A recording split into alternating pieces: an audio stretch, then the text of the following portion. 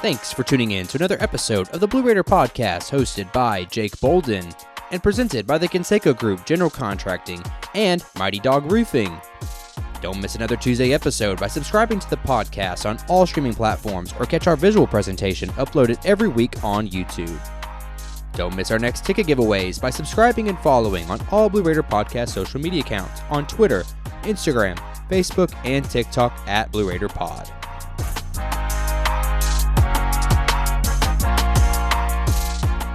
Welcome back to the Blue Raider Podcast. I'm your host, Jake Bolden. Today's episode is all about the early signing period last week. Today is our special episode with all of our featured analysts from GoMiddle.com to talk over all those signings from last week, the 16 total signees. We'll break down everything you need to know about all of those freshman high school signees that we had last week. But before we roll into our episode today, I want to take just a second to thank our sponsors of today's episode, beginning with the Conseco Group. Since 1987, the Conseco Group has been turning dreams into reality. Whether it's pre-construction consulting, construction management, design, build, or renovations and improvements, we're here to exceed your expectations. At Conseco Group, we don't just deliver, we deliver with passion, precision, and unparalleled quality. Our hands-on approach ensures your investment is maximized and your vision is brought to life. From Clarksville down to Columbia and beyond, trust the Conseco Group to handle every detail with expertise and care. If you're ready to build your future, contact Conseco Group today at 615-298-9907 or visit their website at theconsecogroup.com. And thanks to Mighty Dog Roofing Nashville East for sponsoring the episode. When it comes to your home, trust Mighty Dog Roofing Nashville East for all your needs. As a veteran and locally owned business, we're honored to be one of just 11 Owens Corning contractors nationwide to win their prestigious service award. From roofing and gutters to windows and siding, our expert team delivers top quality craftsmanship and unmatched service. We're here to protect your home with pride and precision. Choose Mighty Dog Roofing Nashville East, where excellence is a tradition. Call them today, 615-MD Roofs, that's ROOFS, or visit their website at mightydogroofing.com to schedule that free quote today. Thanks again to the Conseco Group and Mighty Dog Roofing for sponsoring today's episode. Now, as we get into our National Signing Day, I want to encourage everyone that's maybe listening for the first time to the Blue Raider Podcast to make sure you're following us on all of our socials at Blue Raider Pod. That's on Instagram, Facebook, Twitter, TikTok, as well as on YouTube for our visual presentation. For those that may be listening to our Apple Podcasts or Spotify recordings, go over there. We have all of the game film that we're going to be looking at today as we talk about some of these signees. So don't miss on any of that content as well if you're not already on YouTube. And of course, if you're there, like the video, subscribe. We appreciate that. Now, beginning with some introductions for our Go Middle guys here that I'm happy to be joining with. Starting us first is going to be Austin Lewis. Austin, how's it going? Not bad, man. How are you doing today? I'm excited. I'm pumped up for a lot of reasons, and this signing class is certainly one of them. Yeah. Thanks for having me, man. It's going to be fun to talk some ball today. Absolutely. And also joining us, another Go Middle analyst that does football, a little bit of everything, but Shayne Pickering. Shayne, how's it going?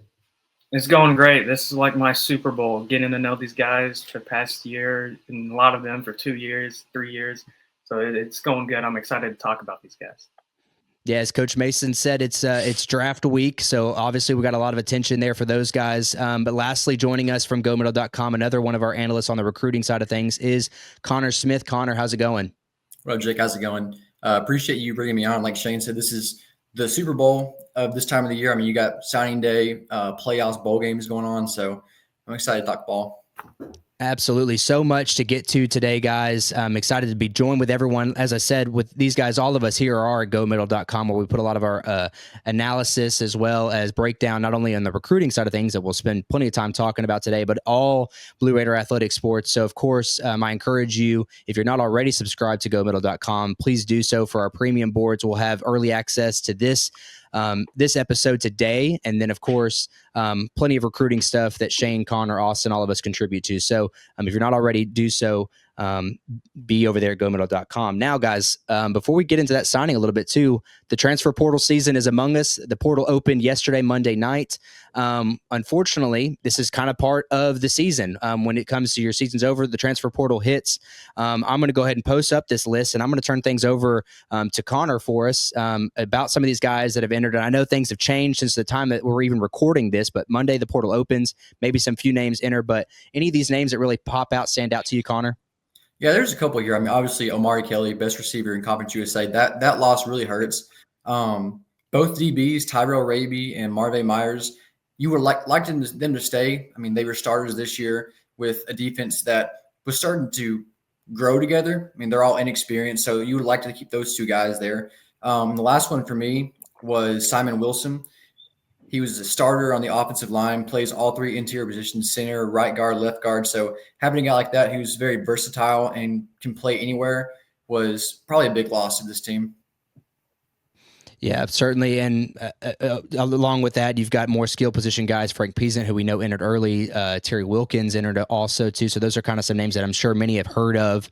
James Stewart, another defensive end that entered the portal. But I think the whole purpose of today's episode is really, what do some of these new signees do for us? And Austin, you're kind of our big picture guy here that has insight into what it's like being on the inside of these programs. How much of an impact does this portal season have, not only with these guys that have already exited, but what could potentially happen in these coming weeks as we start to sign or commit some of these players? Yeah, I think losing as much as Middle Tennessee has is going to have an impact on the program. In terms of wins and losses, it's hard to tell because you could replace an Omari Kelly with an Omari Kelly 2.0, a guy just like Omari. Derek Mason alluded to that in the press conference that, if Omari goes off and he signs with Memphis or Tulane or Houston or Texas Tech or someplace like that, that's great for him. But you want to get the next guy. And so if you're able to get a guy who's able to replicate Omari's production, then that's great. The problem is if you can't find that, then it's going to be another rough season. It's going to be a season where you average 18.1 points per game. And so it's going to make a difference. The difference is going to be played or displayed in who they replace it with. And right now we just don't know the answer to that. And so that's why I think portal recruiting, Mason used the analogy of the draft class being the high school guys, the guys your people that you develop. And then free agency is the portal. And so how do they attack free agency? That's what's going to be intriguing for me in the next couple of weeks. Right. Well, and Shayne, you're a guy that also has a lot of eyes on the portal and some of these guys that have offered, and those continue to come through. Obviously, if you're not already following these guys on social media, you should do so. But Shayne, where should the attention be for this coaching staff when you're talking about addressing some of these holes that have now become vacant due to the portal? Where should that attention be? The trenches, for one, especially. And you've seen that with the offers. They've offered some left tackles, some centers, and then they've offered another one would be tight end. They want that kind of flex option that Holden Willis provided. I don't know if they were necessarily planning to have that as a position, but then you see the success that Holden has. And that opened up a lot in this offense. And I feel like they want to continue having that option. When you look on the roster right now, there's really not that type of playmaker at the position. Mm-hmm. And then I think, just depth everywhere and cornerback because you lost, like Connor said, Marvin Myers and Tyrell Raby, and you just need bodies there as well. Yeah. Right. Well, look forward to the season ahead when we're talking about this portal season. But guys, let's get to what we're here to talk about today. It's this signing class, and obviously everyone here is well studied up on all these guys. And really, as we go through some of these. Guys, I want to take an opportunity just to highlight each and every single one of them as the best that we possibly can. So we're going to start things off on the offensive side. I know that everyone wants to talk about the quarterback, and I think one thing we just kind of segue off the portal season, where is Vadiato? Well, fortunately, so far, he's still a Blue Raider, but who knows where that could come. So we look at maybe the future a little bit of where MTSU is headed, and I want to start things off with Stanley Anderson Lofton. Shayne, yeah, this is a guy that you're kind of become familiar with, and I know there's some things about him that you have to like. Oh, absolutely. He has solid size. He's 6'1", about 210 pounds, and you like what he can do with his arm. You can see on some of these plays, he has good receivers, and he knows how to get them open. He knows how to lead them open, and he had a really strong year as a senior. And, I mean, you see he's invited to Elite 11 Camp Series, put up numbers. He's getting accolades, which is everything you love to see in a quarterback. And he's a dynamic runner, too. He's not necessarily looking to run, but if you give him the opportunity, he will beat you with his legs. So he can beat you in a variety of ways, and he's a player that you can get excited to develop if you're Bodie Reeder in the offense. Yeah. And Austin, I'll turn that conversation over to you. You know, where does a guy like Stanley, who clearly has the arm and as Shayne said, also the legs too, kind of the archetype quarterback that you'd like to see in Conference USA, the one that can throw but obviously can move. How does he kind of fit in this Blue Raider Bodie Reeder offense? It gives Bodie a little flexibility at the quarterback position. The concern, I have with Luther and Roman to an extent is they're more of the pro style pocket passer. And so if you get to a point where you want to have a run threat, Stanley and Nick both provide you with that ability to get outside the pocket to extend plays with their mobility. Well, I think that's a guy that for all good reasons should be a lot of attention should be on, especially for the future. I know that we lost, I guess if technically you count the depth of the quarterback room, you've lost Xavier Williams for all intents and purposes. Mm-hmm. And then where Vadiato is, the Luther Richardson, the Roman Gagliano conversation that we all, we harped on a lot about who the backup quarterback is. I think Roman was kind of a clear cut number 2 guy this season, but I'm certainly excited to see maybe what Stanley does as far as a challenging aspect in this first coming season. I think the arm talent's there. A lot of reason to be excited about him. But let's turn it over now to some of our skill position guys. Connor, I know you've got the insight on our local talent, DJ. Yeah, I mean, DJ Taylor, he's one of the most complete backs in the state. You look at the guy, he's 6'1", 186 with frame to put on well over 200 pounds. So you've got that power, obviously, but also the speed. I mean, the guy is a legit 4.4, 4.5 sprinter. So he can give you both of those options. So he's a good blocker. He can catch passes out of the backfield, especially on those wheel routes and screens. But probably the thing that excites me the most about him, and I'm not going to say he's Jordan James, but the patience that he brings in just taking those 2-3 yard gains and not getting frustrated, and then obviously bursting up the middle for a 40-yard touchdown run like he did against Oakland, or letting plays develop. It reminds me a lot of what Jordan James did in high school at Oakland. And he's a big kid. Like that's something too that I think can be taken for granted when you're getting kids out of high school. Like he is, when you put him on the chart now of running backs, he's already a big guy at 6'1", 195. That's what I have him at. But I mean, that's a large kid to be going into college. All right. So next we got another continuing our skill position. Neo Clifton, another local guy from Brentwood Academy, wide receiver. Shayne, what's the lowdown on Neo? This is absolutely a guy to be excited about. He offers, I wouldn't say maybe a unique, but he offers a different skill set relative to the MTSU roster. He has the size, 6'2", 195, and he can get down the field. He can have the routes in the middle of the field. He can offer explosive playmaking in a variety of ways that just the outside receivers on this roster right now, they do not have a guy like that. And getting to have a guy like that will open up a lot, whether it's Vadiato or Roman Gagliano or Stanley Anderson-Lofton, and just having that reliable and consistent target. And he really broke out as a senior this year with the new coaching staff, who maybe used him more to his strengths and got him down the field. On the sideline, he's amazing on all 3 levels. And an interesting fact about him, I will say, is he's very familiar with Coach Mason. His older brother, Nate Clifton, was recruited to Vanderbilt by Derek Mason. And so there is already some familiarity with the coaching staff there. Yeah, that's certainly an interesting aspect about him as far as already having that family ties to Coach Mason. But one thing about Neo in particular was his ability to make catches in traffic. I was super impressed with that. But another guy that has obviously portrayed that same ability is Ben Hubbard. And Connor, I know you got the lowdown on Ben. Yeah, Ben, I mean, he's a do-it-all receiver. One of my favorite guys in his class because obviously he runs his normal routes. He also brings a lot of eye candy to an offense like Bodie Reeder's, where the guy can do a jailbreak or a bubble screen. I mean, he can go in a jet sweep motion. The guy can line up in the slot and on the outside. But yeah, I mean, he's do-it-all guy. He looks a little small, just like from the sheet, 5'9", 175, but he makes up for it in speed and just pure muscle. Guy is built very well, runs 22 miles an hour in game. He's a guy, like I said, can give Bodie Reeder that eye candy that he tried to do with Omari Kelly so many times. Ben's, he's a really shifty guy. I think my favorite part about him is whether it be he's just shaking a guy and getting over the defense, or he just takes a 5-yard gain to the crib. I mean, the guy is very shifty. He will juke you out. He'll run you over. Just a really exciting prospect.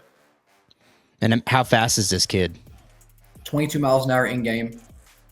Yeah, I don't know that many people know or can fathom that number, but that's pretty quick. And again, when you apply that to a kid that hasn't had the experience of a college strength and conditioning program, like where that ability kind of takes you. So yeah, a lot of reasons to be excited about Hubbard. Again, a local product there out of Williamson County at Ravenwood High School. But our next guy, we talk about the skill positions, Wilson Hodge, another guy that I don't know where he, Austin, when we get to him, he'll kind of talk a little bit more about where this guy fits necessarily in the whole system, because Wilson he's going to be listed as a tight end, but when, again, our vision of a tight end as a Blue Raider fan may be skewed a little bit because of guys like Holden Willis, where when you talk about Wilson Hodge here, Shayne, he's kind of I would say your archetypical tight end who is more of a run pass blocker first, but has the ability to catch balls, as you'll see with these highlights. Yes, he's very long, 6'5", 230, and he's a very good blocker. He can seal off the opposing linebacker or defensive end, which when you play his highlights, he'll probably mostly be blocking with the type of offense where they always have dynamic running backs there at Montgomery Catholic under Coach Johnson. And he just seals it off for them. I think this year he was kind of hurt. He missed a lot of the start of the year, but last year he really flashed as a receiver. So I think there's some untapped potential there that the coaching staff can work with. But I mean, he can get you any kind of blocking right away that you need, and you're going to see that in these highlights right here. Yeah, again, if you're not viewing this on YouTube, I highly encourage you to do so you can see some of these guys in action. But Wilson is definitely, again, I mean, as much of a right tackle as he could be a tight end in a lot of these blocks. I mean, he's a big body, certainly. Lastly, here, as we continue our talk with our skill position guys, another local guy, as I'm sure we'll say this a whole bunch today, is going to be Rocky Chandler out of Shelbyville Central. And our guy there is going to be Connor. What you got on Rocky? Well, first off, Jake, like you said, a lot of homegrown local talent. I mean, 10 guys from the class from the state of Tennessee, more specifically Middle Tennessee, which is great to see. Coach Mason recruiting those kind of guys. But Rocky Chandler, he was hurt most of the year, so he didn't play. He's got a rehab process he's got to go through. He's a really speedy guy, whereas you have like a DJ Taylor who can do it all, power, speed. Rocky's more of a speed guy that likes to run outside. I think he's kind of like a Flip Krettel in a sense. Really good at outside, speedy guy that can kind of complement a bruising running back, kind of like a DJ Taylor. But whenever he does go inside the tackles, like I said, very fast. As you see right there on the highlight, goes through the blocks, and if he gets past you, he's gone. Like, that guy is insanely fast. Definitely one of the faster guys here, along with DJ. Talk about two kids that are quick from the backfield. That's quite a few amount of skill guys there. You got two running backs, you've got two wide receivers, and you got a tight end. Austin, I think that's about as balanced of an approach as you can have when it comes to a signing class. Any of these kids that necessarily excite you, or you think that could possibly see the playing field this upcoming fall? It may be just because I'm from Riverdale and I graduated from Riverdale almost 20 years ago, but I love DJ Taylor. I love his vision. I love his patience. I love his burst. There's a lot to like about him. You get him a college weight room program, get him up to 205, 210. He'll be a great all-round, every down back for Derek Mason and Bodie Reeder. At the receiver position, I love Neo Clifton. He is rangy. He goes up and he attacks the ball with his hands. And when you're split out wide, you're going on those vertical routes, you need the ability to attack the ball. Not every receiver does that. Titans fans are familiar with Traylon Burks. That's one of his weaknesses. He doesn't attack the ball. Clifton does a great job of doing that. But you have two receivers, you have two backs, you have a tight end, so you're starting to replenish that depth, that 4-year depth process already for Derek Mason as he looks to 2025 and 2026 and even 2027, building out the roster for the future. Absolutely. That's a good, strong group. Really, that's the one. But this group especially that we're going to be talking about, to move our attention back into the trenches. an area that we all know needed to be addressed as we preface there when we talk about the transfer portal. These guys, and I know we highlighted this a lot after Mason's first signing class back in the spring with some of his transfers that he brought in. Big guys. I mean, these are some big body guys, and some of them, two in particular that I really like in regards to kind of being already in college shape as far as their size go. But Connor, our first guy that we're going to talk about is Rutherford County kid, Bo Bryan from Rockville.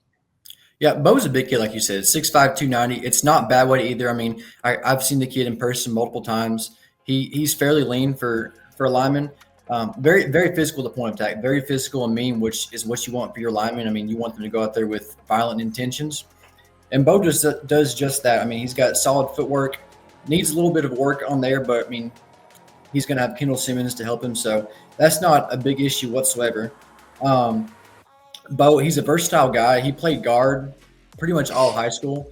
He moved to tackle this year, right tackle, and has really not skipped a beat whatsoever. I mean, the guy, he looks very comfortable in open space, gets off the ball very, very well, and hits most people before they even think about him hitting them, which is my favorite thing about him, just how fast he gets off the ball and creates holes for his running backs. But yeah, I mean, Bo's a guy that I mentioned Simon Wilson in the transfer portal segment about how he can play multiple positions. That's the same with Bo. Bo can play right tackle, guard, center, all that. Right. Well, and I love too is you see some of these run blocking schemes that he's doing. I mean, the guy's getting to the second level. There's a lot to like when a kid is able to do that. I mean, especially as big as he is. Another Ravenwood signee for us though is Kyle Larkin. Played a lot of left tackle this year for Ravenwood. Shayne, what do you got on Kyle? Yeah, and I think he has the potential to be the future left tackle for the Blue Raiders.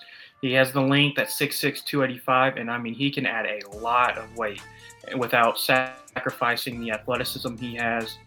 Ravenwood likes to run the ball, so you'll have to, I wouldn't say his pass protection's bad, but it's more just mirroring the defensive end as opposed to maybe getting in past sets.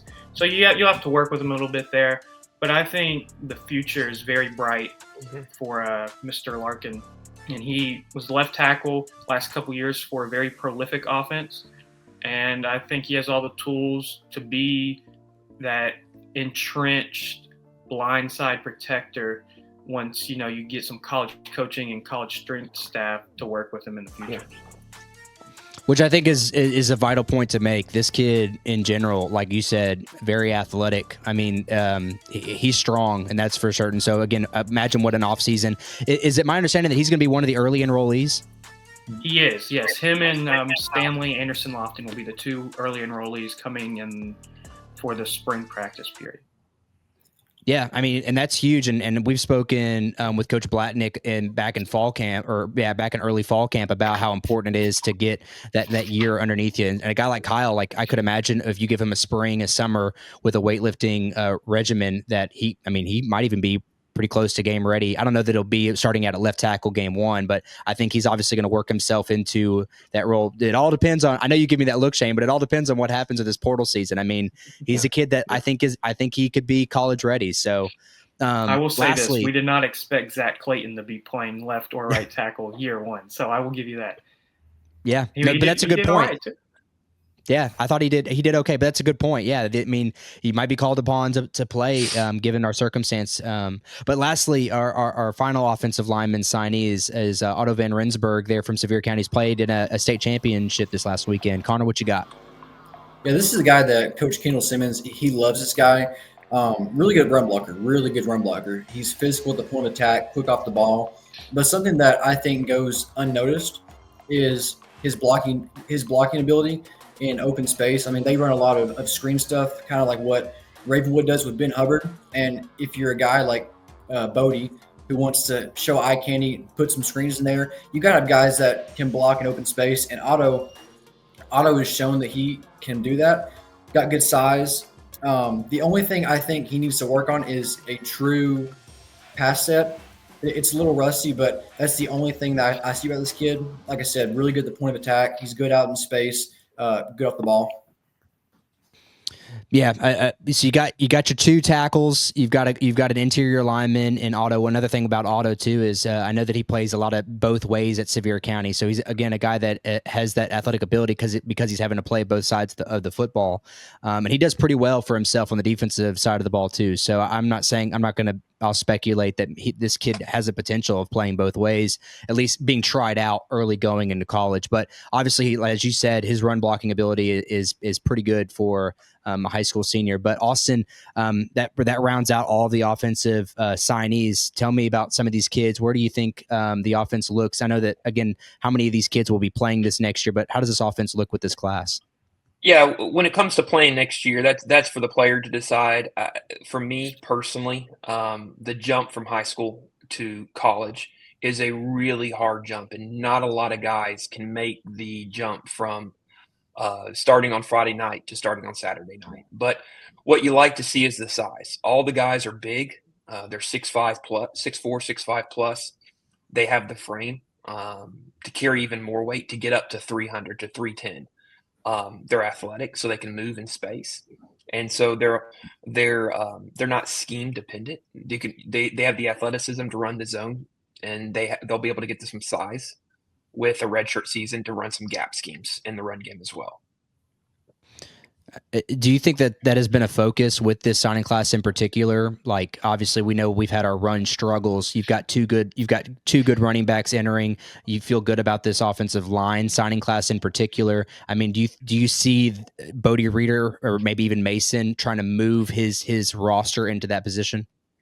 Yeah, one of the things you hate to throw the previous regime under the bus, but one of the things about Stock's regime is it felt to me like most of their offensive linemen were a little undersized for Division I level, and it showed in the run game.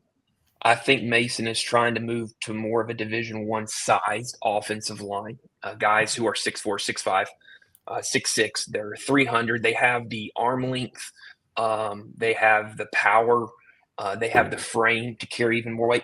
And those are things that you have to have. If you want to be physical, tough, and intelligent, as Mason has talked about in the past, it starts with being physical, and you've got to have the frame to be physical. And Stock's offensive line, good guys, but they're not a physical. They were designed more for finesse run game, and you've got to have the size to have a physical run game.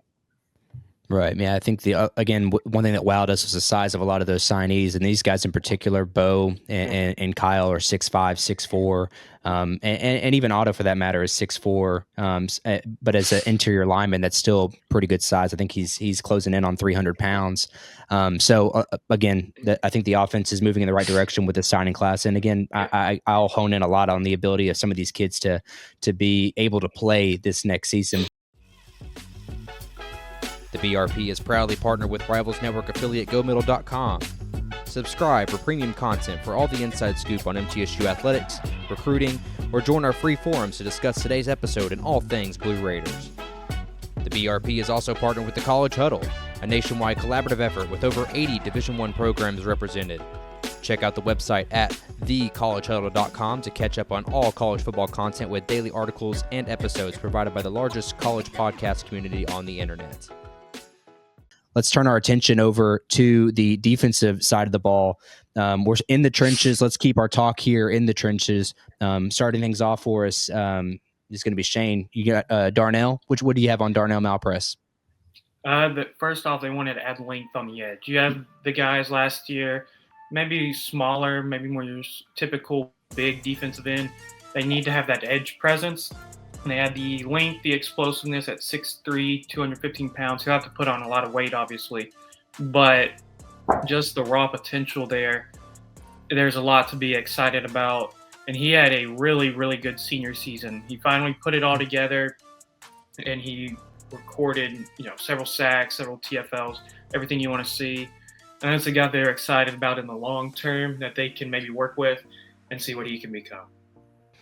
Yeah, weren't able to get numbers on him, but one thing, again, watching the film on him, a great open field tackler.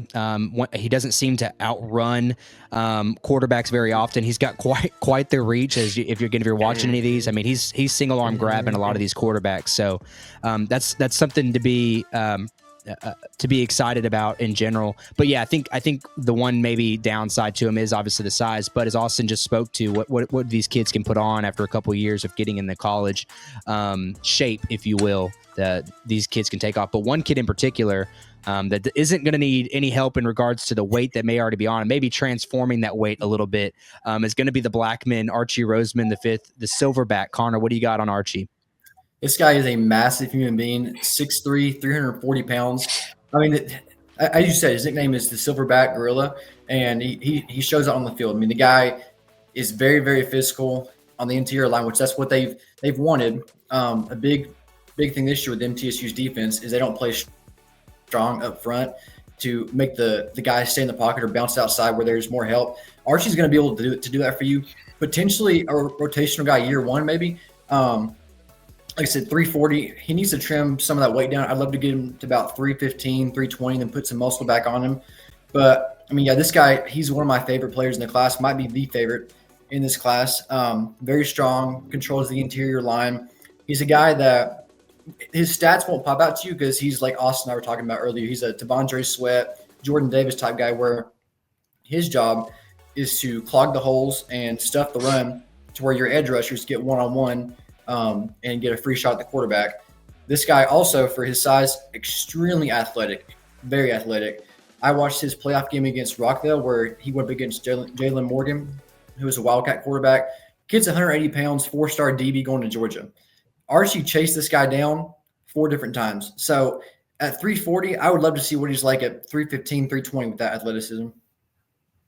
Yeah, no, I agree. I that was one thing when we talked about signing him, and I've seen him a lot, obviously covering Rutherford County sports as you have as well. The potential for a kid like that again trim him down because he is athletic, and looking at his size already, you have to imagine he's very Felix Hickson-esque, who's also a very young guy. So you were able to kind of get that 1-2 punch there on your interior defensive line. That certainly could transform a lot. Austin, do you kind of share that same sentiment? Yeah. Archie may be my favorite defensive signing. We talked earlier, Connor mentioned about reminding me of T'Vondre Sweat from the Titans. This guy, Roseman walks in and he blocks out the sun is the analogy Mason used in the press conference. And this guy is a massive human being. Probably needs to trim up a little bit, could work on his short area quickness, but he is a big boy. Like, this guy's a big man. Get him in a strength and conditioning program and then watch him work with some of the guys that are already in the program to get some double teams. And you have him and Felix or him and DeMonte or him and Woods already in the interior defensive line and what they'll be able to do in terms of attacking defenses with 2 guys that have the size to command a double team. I mean, Roseman was busting through triple teams, like throwing guys aside. It's ridiculous. Just watching him play. And then you look at Darnell, and Darnell, I put in the chat, has tremendous bend. Like, this guy, he knows how to get low as he's going around the corner, going around the edge. He's a guy, for me, kind of reminds me more of just an outside backer, edge rusher type in the 3-4 system. The guy's going to kind of get low and just wreak some havoc off the edge. And I'm excited to see what he does after a year or 2 in a college weight room, maybe get him up to about 235, 245, and what he can do with that kind of size and that kind of bend long term. Right. Yeah, that's a good group right there, albeit small, but I think that group in general is going to be very effective. And I know that's an area too that I think Mason's going to hit a lot harder on the transfer portal side of things when we're talking about addressing the trenches on the defensive side. But another area, as we talked about too on the transfer portal, was the secondary. We've got a few guys, 3 in the portal right now that play that secondary. But the guys that we signed in particular this last week are going to be that of DBs. And I know that, Connor, you know a lot about some of these DBs, but one in particular that I know that you're really high on is going to be Locke Kennedy. Yeah, Locke, I mean, first off, he plays with his hair on fire. You watch the film, the guy will start, 20 yards in the defensive backfield. And if they run a screen or a pitch or something like that, he's back there in a split second making the tackle. Very good open field tackler. Like I said, plays with his hair on fire. He's more of a coverage guy, I know like Chris Noble is the ball hawk that we love, but Locke does not get beat over the top because he plays so good coverage that they don't try him. And whenever they do try him, it's an interception or a deflection. I mean, he's only gotten beat maybe once or twice this year. Locke, he was kind of a late bloomer in terms of being recruited. I mean, I think we offered him 2 months ago, if that, and the staff loved him. They had him on campus the week after he was offered, and he committed about 2 weeks ago. And that's a guy the staff became familiar with not too long ago, but they loved his game so much that he's now been wearing blue and white. But a funny thing, yesterday in the press conference, Coach Mason was saying that Locke and Chris Noble give him some traits and qualities, or like reminders of traits and qualities of Kevin Byard and Reed Blankenship. And I think those guys were pretty good in college. Just a little bit. Yeah, that's a pretty that's a pretty good comparison if you put it that way. That I mean, how special these guys could particularly be. But another one of his partners.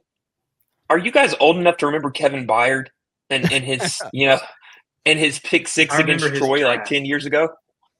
Yes, I remember his draft. That's how old I am. Yeah, we are on status.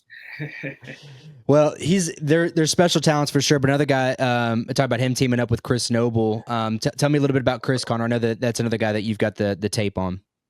Yeah, Chris, he's kind of like the exact opposite of Locke. Both are really good safeties. Locke's more of your coverage guy. Chris is your ball hawk, game wrecker, if you will. I mean, the guy, he had 4 or 5 interceptions this year. Hits very, very hard. The guy can lay the absolute wood. Really good at baiting the quarterback, good open field tackler. My only concern with him is when he tries to bait too much, and at points I think he can maybe get beat. The guy if you guys remember this guy, he reminds me a little bit of like a Terrion Arnold, his first and second year starting at Alabama, where he tried to bait the quarterback too much and got beat over the top to where he was benched. But then he finally learned how to bait the quarterback plus play good coverage, kind of balance that together, and he ended up being a first-round draft pick. Now, I'm not saying that Chris will be that good, but I think Chris, once he learns how to balance coverage plus trying to make a play on the ball, he'll be a really good defensive back from Middle Tennessee. Yeah, there comes a level of balance, like when you're in high school and you're the best player on your team, and you can kind of get away with being a little bit more aggressive, where the game in college is a little bit faster. You're not allowed to be quite as aggressive. But one thing about his tape in particular was, as you said, hard hitting. Like the kid he lays the wood just as much as a linebacker would. So, I would even put him in the same book as Micah Smith that we'll be talking about here in a little bit when we get to the linebackers. But our last safety, Kamari Hall, Shayne, I know you've got the skinny on him. So actually, yes, he will be playing nickelback when he gets to MTSU. And he's smaller. He's 5'9", 160, 165. But they'll get a good amount of weight up on him. He transferred to Chaminade Madonna, which is one of the prolific Siri opened. One of the prolific high schools in Florida and in the country. And he makes plays on the ball. That's what he does, whether it's dropping back as a center field safety when he was at his old school, or coming up and just making a hit, whether it was at his new school. He just finds ways to make plays on the ball, and that's something the coaching staff really liked. And when they get that weight on him, add to his frame, that's a guy that you could maybe see, especially, James Mons transferring out here recently. Mm-hmm. He could be the future of the nickelback position. Yeah. Yeah, I think that's a great comparison is how he is relative to James Mon, a guy who is in the portal right now. But one thing about Kamari is the open field tackling. That's something that is so valued at the DB position, especially at the nickelback position. But Austin, I'll turn this conversation over to you as we talk about these DBs and how vital it is that we're replacing some of this talent that we may be missing. What are you seeing with this group? 3 players, 3 different types of players. One is a coverage guy, the guy you don't mind back in a cover one playing center field. One is a guy you want to drop down in the box and have him try to disrupt and maybe even play more of like a fourth linebacker or fifth linebacker. And then the third there with Kamari Hall. Titans fans, when I watch his film, one of the things that come to my mind, Titans fans will remember Cortland Finnegan. That's what he reminds me of. Feisty, physical, fast. He was fun to watch. And so you have 3 different players, 3 different types of players. All 3, if they can develop, can play a role in Derek Mason's defense going forward. So the praise that the secondary is receiving is Kevin Byard, Reed Blankenship, and Cortland Finnegan. So we've got 3 guys that are very capable of playing in the NFL. But in all seriousness, you're right. These guys are they all provide something a little bit different amongst them, and for good reason. Should be excited. And I always think that homegrown defensive back talent is kind of is very valuable. I think that's something because there's a lot of tendencies on the defensive side of things that you'd like to instill in kids that you're not always having to constantly change language. And DBs is one of those cerebral spots, especially the safeties that we're talking about with Locke and Chris. It's a very cerebral position. Having those kids stay in your system early and be there often could be a lot for the future. But next, linebackers, we're closing down on our last couple of signees as we close up the shop here on defense. Linebackers with Micah Smith, again, Davidson County kid from Ensworth. Shane, what is it with Micah? I love this kid, man. He's 6'2", 230. He already has D1 ready size, and it's good, capable size. He's ready to play right away.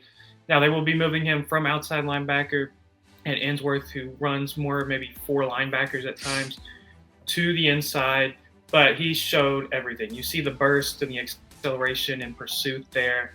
He's just a dynamic playmaker. He was all region in football and lacrosse. He also plays basketball. And then when you just look at him as a football player, he had nearly 50 tackles for a semifinal team, one of the best teams in the state, went undefeated. He also had 12 tackles for loss. And then when you put him in coverage, he had 5 pass breakups and an interception. So, I mean, he's very complete player right away, and I think he will. Maybe the linebacker room's deep, but I think you'll see him quickly rise up through the ranks. Honestly, he kind of reminds me of Jordan Thompson, who's on the roster now, except he's 6'2", 230. I think Jordan's more in that like 6 foot, 215 range. Yeah, college ready is exactly what I thought when I saw the tape on him. Austin, you kind of had that same sentiment with this kid? Absolutely.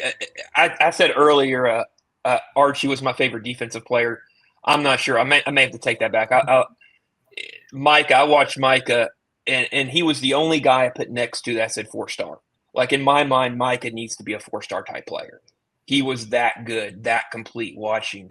He could drop into coverage, as Shayne talked about. This is a complete player.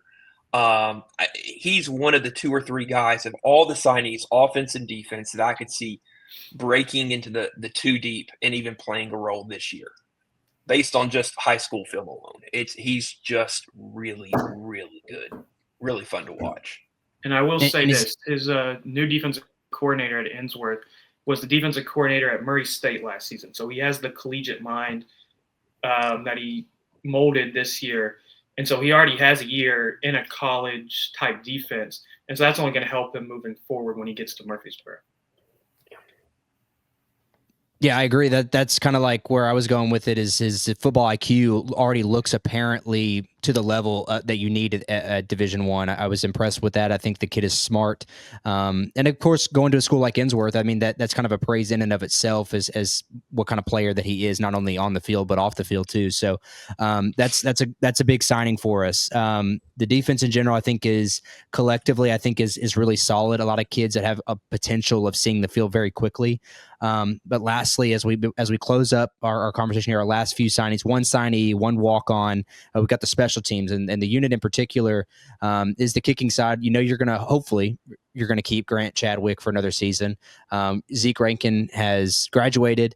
You've got Zach Benedict on the roster, but now you have this new signee that's coming to us, Balin Woodman. I know it's not always the most fun thing to be talking about specialists in particular, but I think this kid, again, we've got film here if you're not listening to us on YouTube, but the kid's got a boot that we haven't really seen here in Murfreesboro in a long time.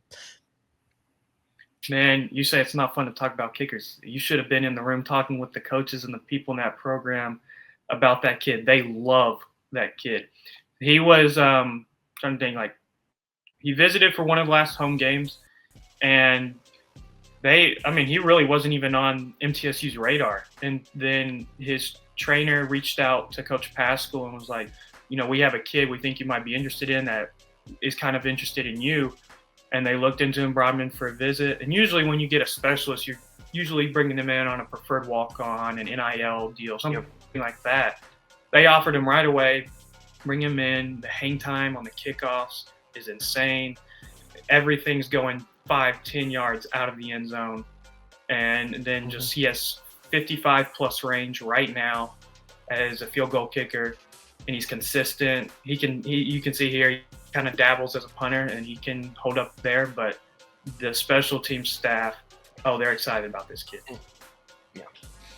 I know something that they particularly missed this last year was a kicker that was capable of getting the touchback through the back of the end zone, something that Rankin wasn't capable of. I know Zach Benedict was a guy that was brought in to do that particular thing, wasn't necessarily as consistent as maybe the coaching staff would have liked to see, but as we talk about the specialists like Grant Chadwick, I think that elite level kicker that we're seeing here with Woodman could definitely take you to that next level. And you're talking about a freshman and sophomore duo on that front could be huge. But lastly, there's the preferred walk on this last week was I believe I'm saying this right. It's Ian Matusik there from Shelbyville Central. Just another guy to kind of fill out the roster there when it comes to specialists. But Ian from Shelbyville Central. I know we already have Doherty that's on roster for this upcoming season as you lose Brody Butler as a long snapper, so you're probably going to have a little battle at long snapper for those that love the special teams talk. Did you know the Blue Raider podcast has an online store? You can now support your favorite podcast by checking out our selection at our website, blueraiderpodcast.com. And stay tuned for new merchandise releases as we collaborate with athletes in NIL partnerships. Guys, as we close up shop here, I guess we'll turn it into a little bit of a roundtable as we close out our discussion here. About this group in general, is there reason to be excited? I know that we could have this conversation every year and say, yes, we're excited. But when you look about the future, the excitement that Mason has about this group in particular, calling all of these guys his first round draft picks, is there reason to be excited for this upcoming season? Yeah, I mean, you mentioned it, how Derek is just really excited. This is honestly his first class. I know he technically signed a class last year, but when he was hired, it was like, okay, like I'll get what's left. And like not saying anything bad about the players they brought in. Like they brought in some good players, but these are guys that they've been recruiting since December. These are their first round picks, as you talked about. They fit the system like a Darnell Malpress off the edge, that true edge guy. Got Archie Roseman, the Locke Kennedys of the world, Neil Clifton. All these guys just seem to fit in Reeder, Stewart, and Mason's system so well that I would argue this is legit their first class. Yeah, I would agree with Connor there. And I think the big thing they did with this class was they addressed needs. You have Archie Roseman that had the size to the interior. You have the big athletic physical offensive lineman. You have Micah Smith as your future at linebacker. You have the running game. You have the guy like Neil Clifton who has a size that can also get downfield. They said they didn't want to reach on a cornerback, so that's maybe where you're going to have to see them attack the transfer portal. I would have liked to see them add a young corner or two. But outside of that, I think they completely addressed, what they were looking to do, and now it's onto the transfer portal for this coaching staff.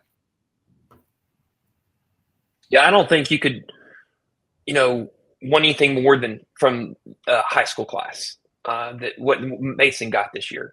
He got guys who fit his system. They've got the size. They've got the speed. They're different types of running backs, different types of defensive backs.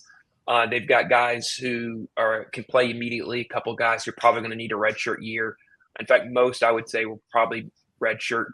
But a lot of things to like about this class.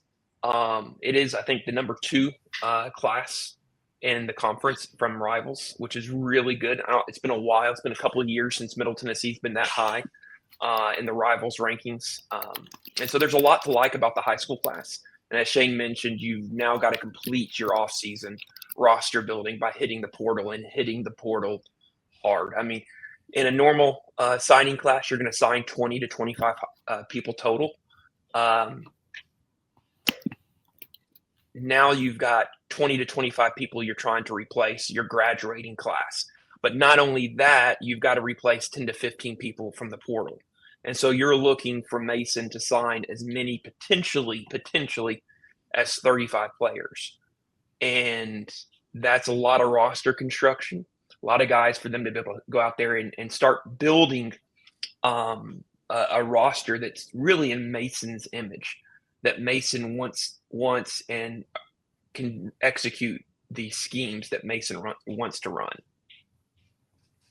Yeah, Austin, I think that's everyone great points really about what this signing does for the program as a whole. I think one thing too that I really liked seeing as social media came out over the weekend was Mason calling some of these guys up during the day as they sign, creating that culture, that bond with these kids. I think that's something important. Again, I don't know how much other coaches do that, and of course, how many of those publicize it like we do. But I still think that there's a lesson to take away from what Mason is doing. And again, as Chip Walter said in our last episode about how Mason describes last year as his year 0. So as he moves into year 1, this is his opportunity to really do a full off season with his guys that he's been able to scout, because again, something that gets lost in all of this is that Mason had a whole season in which he wasn't a football coach. And so now that he's had a full season of being a football coach, it's a lot easier to recruit from that aspect. And as we see some of these guys leave, I encourage Blue Raider fans especially to know that some of these guys may not be leaving because they feel like they need to. They may be told to leave, and that may be a good thing when you're talking about the culture and the team roster building that Mason and these guys are doing from within. So I look at everything here as a positive. If Mason's excited, that should be a reason to be excited as a guy that's done this for some time now.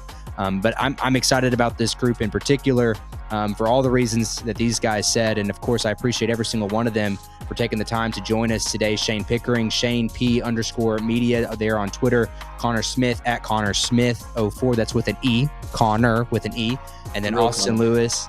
Yeah, the real way to spell Connor. And then you got Austin Lewis at Austin Lewis TN on Twitter as well. And of course, as I already prefaced at the very beginning, all of us are on gomiddle.com. So if you're not already subscribed there, subscribe for all of the premium content that we put out on a weekly basis, not only just for football, but we do a little bit of everything over at Go Middle. And of course, the Blue Raider podcast. If this is your first time joining, I appreciate you for tuning in today. Look forward to all the off-season content that us and the Blue Raider podcast will be bringing to you all winter long, and as we look forward to next fall. In regards to football talk, this may be it for a little while, but I look forward to the spring as we will have Coach Mason on to talk about his spring signing class and so much more to come, especially with basketball ramping up, the non-conference schedule. We're nearing the end. We've got a big matchup with Tennessee coming up. We will take a break on the Blue Raider podcast next week as school is going through a little bit of a lull with athletics and finals coming through, but myself, Sam Doughton, will be coming to you live from Knoxville at that men's matchup there at the Thompson Bowling Arena. So look forward to that live episode coming to you on December 23rd evening after the conclusion of the MTSU basketball game. But thanks for tuning in to today's episode. And until next time, go Blue.